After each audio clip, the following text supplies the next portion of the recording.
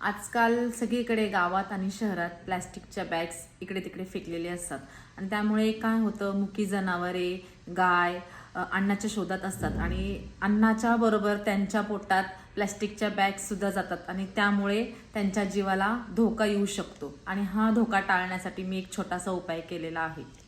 मी घरातील सर्व छोट्या मोठ्या बॅग्स असतील, प्लॅस्टिकच्या चिप्सचे पॅकेट असतील, मॅगीचे पॅकेट्स असतील, ह्या सगळ्या मी ह्या बॉटलमध्ये जमा केलेल्या आहे. तुम्ही पाहू शकता या प्रकारे. आता ही मी बॉटल सुक्या कचऱ्यामध्ये टाकणार आहे, जेणेकरून ही बॉटल तर रिसायकल होईलच, पण ह्या बरोबर ह्या प्लॅस्टिकच्या बॅग सुद्धा रिसायकल होतील. आणि यामुळे काय होईल की जे रस्त्यावरती जनावरं असतील त्यांच्या पोटात प्लॅस्टिक जाणार नाही, त्यांचा जीव वाचेल आणि पर्यावरणाला होणारी हानी यापासून पण टाळता येईल. मुक्या प्राण्यांचा विचार करा आणि प्लास्टिक थांबवा, किंवा या प्रकारे सर्व प्लॅस्टिक्स एका बॉटलमध्ये जमा करून रिसायकल होण्यास मदत करा आणि पर्यावरण वाचवा.